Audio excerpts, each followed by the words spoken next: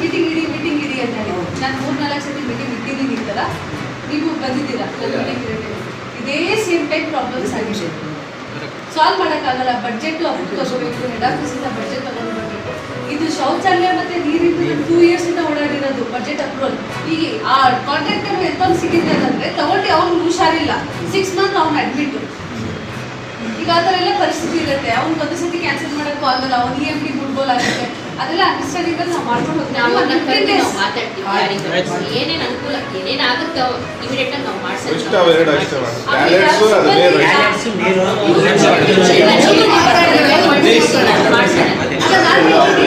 ಕೋರಿಬಿಂದ 3 ದಿನ ಬರ್ತಾರೆ. ಒಬ್ಬರಿಗೆ ಹಾಕಿದಾರೆ, ಅವ್ರು ಬರೋದಿಲ್ಲ ಸರಿಗೆ, ಒಬ್ಬರೇ ಇಲ್ಲಿ ಕೆಲಸ ಮಾಡಬೇಕು. ಈಗ ಪೇಪರಲ್ಲಿ ಒಂದ್ಸತಿ ಬಂದ್ರು ನಾನು 3-4 ಜನ ಕ್ಯಾನ್ಸಲ್ ಕೊಡಬೇಕು. ಆ ಅನುಪಾಲನ ವರದಿ ಮಾಡೋಕ್ಕೆ ನನಗೆ 8 days ಹೋಗುತ್ತೆ. ಏನಿದ್ರು ನಾವೇ ಕ್ಲಿಯರ್ ಮಾಡಬೇಕಲ್ಲ. ನಮ್ಮ ಹತ್ರನೇ ಕ್ಲಿಯರ್ ಮಾಡಿ, ನಮ್ಮ ಹತ್ರನೇ ಜೋರ್ ಮಾಡಿ, ನಮ್ಮ ಹತ್ರನೇ ಕ್ಲಿಯರ್ ಮಾಡ್ಬೇಕು. ಇವತ್ತು 2 ಪಾಯಿಂಟ್ ಕ್ಲಿಯರ್ ಆದ್ರೆ ನಾಳೆ ಒಂದು 2 ಪಾಯಿಂಟ್ ಕ್ಲಿಯರ್ ಆಗೇ ಆಗುತ್ತೆ. ಸಹಕಾರ ಕೊಡಿ ಎಲ್ಲರೂ. ನೀವು ಕೊಡಬೇಕು. ಅವೆರಡು ಫಸ್ಟ್ ಮಾಡಬೇಕು. ನಾವೊಂದು ಪಾಸಿಟಿವ್ ಆಗಿ ಆಕ್ಷನ್ ಆಗಬೇಕು ಅಂತ ನಮಗೆ ಗ್ರೌಂಡ್ ಮಾಡಿಸ್ಬೇಕು. ಎಲ್ಲರಿಗೂ ಅನುಕೂಲ ಆಗಬೇಕು. 5 ತುಂಬಾ ಚೆನ್ನಾಗಿದ್ದಾರೆ. ಎಲ್ಲರಿಗೂ ಕಾಪಾಡಬೇಕು. ಈಗ 4 ಜನಕ್ಕೆ ನಾನು ಎಲ್ಲರಿಗೂ ಅನುಕೂಲ ಆಗ್ತದೆ. ಈಗ ನಂದು ಟೈಮಿಂಗ್ಸ್ ಬಗ್ಗೆ ನಾನು ಏನು ಹೇಳಿದ್ದೀನಿ ಅದು ಕ್ಲಿಯರ್ ಕಟ್ ಆಗಿದೆ ಎಲ್ಲ. ಸೊ ಒಂದೇ ಟೈಮಿಂಗ್ ತರಕಾರಿ ಅಷ್ಟೇ. ಮಾರ್ನಿಂಗ್ ಟೊಮೆಟೊ ಇರುತ್ತೆ, ಆಮೇಲೆ 2 o'clock ಇಂದ ತರಕಾರಿ 2 ಇಂದ 10 ಗಂಟೆ ಎಷ್ಟಾದ್ರು ಮಿಡ್ ನೈಟ್ ಮಾಡ್ಕೊಂಡು 12 o'clock ತನಕ ಮಾಡ್ಕೊಂಡು ಕ್ಲೋಸ್ ಮಾಡ್ಕೊಂಡು ಸೈರನ್ನ ನಾವು ಇಂಪ್ಲಿಮೆಂಟ್ ಮಾಡಿ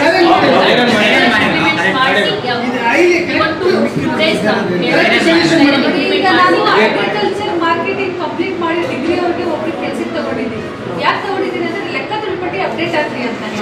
ಈಗ ವರ್ತಕರಿಗೆ ಸೀರಿಯಸ್ ಆಗಿ ಆಕ್ಷನ್ ಇದೆ. ಹೆಡ್ ಆಫೀಸ್ ಇಂದ ನಿಮ್ ಲೈಸೆನ್ಸ್ ಕ್ಯಾನ್ಸಲ್ ಮಾಡ್ತಾರೆ. 1 month ಅಲ್ಲಿ ರಿವೋಕ್ ಆಗ್ಬೋದು ನಿಮ್ ಲೈಸೆನ್ಸ್. 1 month ಅಲ್ಲಿ ಬಿಸ್ನೆಸ್ ಹೋಗ್ಬಿಡುತ್ತೆ. ದಯವಿಟ್ಟು ನೀವು ಲೆಕ್ಕ ತಿಳ್ಪಟ್ಟಿ ಅಪ್ಡೇಟ್ ಮಾಡ್ಬೇಕು. ನಿಮ್ಮ ಅಂಗಡಿಗಳಿಗೆ ಎಲ್ಲ ಹೇಳ್ತಿದ್ದಾರೆ. ಲೆಕ್ಕ ತಿಳ್ಪಟ್ಟಿ ಎವ್ರಿ ವೀಕ್ ನೀವು ಕೊಡ್ಬೇಕು, ಸ್ಟೇಟ್ಮೆಂಟ್ ಜೊತೆ ಕೊಡ್ಬೇಕು. ನೋಡಿ ನಮ್ಮಲ್ಲಿ ಬಂದೇ ಇಲ್ಲ. ನಾನು ಅಲ್ಲಿ ಇನ್ಚಾರ್ಜ್. ನಾನೇನು 30 ಕಿಲೋಮೀಟರ್ 100 ಕಿಲೋಮೀಟರ್ ಈಗ ಬರಬೇಕು. ಈ ಸಮಿತಿ ನೋಡ್ಬೇಕು. ಎಲ್ಲಾದ್ರೂ ಸಹಕಾರ ಇದ್ರೆ ನಾವು ಮಾಡ್ಕೊಂಡು ಹೋಗ್ತೀವಿ, ಇಲ್ಲಾಂದ್ರೆ ನಾವು ಚೇಂಜಸ್ ಮಾಡ್ಕೊಂಡು ಹೋಗ್ತೀವಿ. ಈಗ ನೋಡಿ ನಾವು ಒಂಥರ ವ್ಯವಸ್ಥೆ ಇರುತ್ತೆ, ಅದನ್ನ ನಾವು ಫೈನ್ ಟ್ಯೂನ್ ಮಾಡಿ ನಾವು ಚೆನ್ನಾಗಿ ಮಾಡ್ಬೇಕು ಅಷ್ಟೇ. ನಾವು ಆಯ್ತಾ ಅದನ್ನ ನಾವು ಕಷ್ಟ ನಾವು ಸಾಲ್ವ್ ಮಾಡೋಕ್ಕಾಗಲ್ಲ ಅಂತ ಬಿಟ್ಬಿಟ್ರೆ ಯಾವತ್ತೂ ಯಾರು ನೀವು ಸಹಕಾರ ನಾವು ನಿಮ್ ಜೊತೆ ಸೇರ್ಕೊಂಡು ಏನೋ ಒಂದು ಸ್ವಲ್ಪ ಪರ್ಸೆಂಟ್ ಇಂಪ್ರೂವ್ಮೆಂಟ್ ಆಯ್ತು ಅಂತಂದ್ರೂ ಅದು ಬರ್ತಾ ಇಂಪ್ರೂವ್ಮೆಂಟ್ ಆಗುತ್ತೆ. ಓಕೆ, ಅಷ್ಟೆಲ್ಲ ನಾವು ಒಟ್ಟಿಗೆ ಸೇರ್ಕೊಂಡು ನಾವು ಮಾಡೋಣಂತೆ. ನಿಮ್ಮೆಲ್ಲ ಸಹಕಾರ ಇರಲಿ ನಮ್ಮ ಜೊತೆನಲ್ಲಿ ಅಂತ ನಾವು ಹೇಳ್ಕೊಂಡು ಈ ಮೀಟಿಂಗ್ ಮೋಸ್ಟ್ಲಿ ಎಲ್ಲ ಪಾಯಿಂಟ್ಸ್ ನಾವು ಕವರ್ ಮಾಡಿದ್ವಿ. ಇಂಪ್ಲಿಮೆಂಟೇಷನ್ ಇನ್ನ ಸ್ಟಾರ್ಟ್ ಮಾಡ್ಕೊಳ್ತೀವಿ. ಸೊ ಅದ್ರ ಪ್ರಕಾರ ಎಲ್ಲರೂ ನಾವು ಕೈ ಜೋಡಿಸ್ಕೊಂಡು ಮುಂದಕ್ಕೆ ಹೋಗೋಣ. ತಾವೆಲ್ಲ ಬಂದಿದ್ರ ವಿವರಾಗಿ ತಿಳಿಸಿದ್ರಿ. ವರ್ಕ್ ಬೋರ್ಡ್ ಅಂದರೆ ಪ್ರಾಮಾಣಿಕವಾಗಿರ್ತಕ್ಕಂಥ ವ್ಯಕ್ತಿಗಳು ಅಲ್ಲಿ ಹೋಗಿ ಕೆಲಸ ಮಾಡಬೇಕು. ಯಾಕಂದರೆ ಅದ್ರ ದೇವರು ದುಡ್ಡದು. ಕಬ್ರಸ್ಥಾನದ ಹಣ ಇರ್ಬೋದು, ಮಸೀದಿ ಹಣ ಇರ್ಬೋದು, ದರ್ಗಾದ ಹಣ ಇರ್ಬೋದು, ಮತ್ತು ಬಹಳಷ್ಟು ಕಾಂಪ್ಲೆಕ್ಸ್ಗಳಿವೆ. ನಮ್ಮ ವರ್ಕ್ ಬೋರ್ಡಿನ ಇರ್ತಕ್ಕಂಥ ಕಾಂಪ್ಲೆಕ್ಸ್ಗಳು ಸಹ ಭಾಳಷ್ಟು ಇದೆ. ಆ ಜಾಗದಲ್ಲಿ ಭಾಳ ಪ್ರಾಮಾಣಿಕದಿಂದ ಕೆಲಸ ಮಾಡೋದಕ್ಕೋಸ್ಕರ ನಾನು ಪ್ರಾಮಾಣಿಕವಾಗಿ ಕೆಲಸ ಮಾಡ್ತೀನಂತ ನಾನು ತನು ಮನ ಧನ ಸಹ ನಾನು ಜರ್ನಿಯಿಂದ ಅದು ಖರ್ಚು ಮಾಡಿ ಈ ಒಂದು ಸಮಾಜ ಪತ್ರಿಕಾಗೋಷ್ಠಿಯಲ್ಲಿ ನಾವು ಒಂದು ಹೇಳಿಕೆ ಕೊಟ್ಟಿದ್ದೇವೆ. ಮುಂದಿನ ದಿನದಲ್ಲಿ ಜಿಲ್ಲಾ ವರ್ಕ್ ಬೋರ್ಡ್ ಅಧ್ಯಕ್ಷರಾಗಿ ನೇಮಕ ನಾನು ನಮ್ಮ ಪರವಾಗಿ ಮನವಿ ಮಾಡ್ಕೊಳ್ತಿದ್ದೀನಿ ಅಂತ ಹೇಳಿ ಮಾತು ಮುಗಿಸ್ತೀನಿ.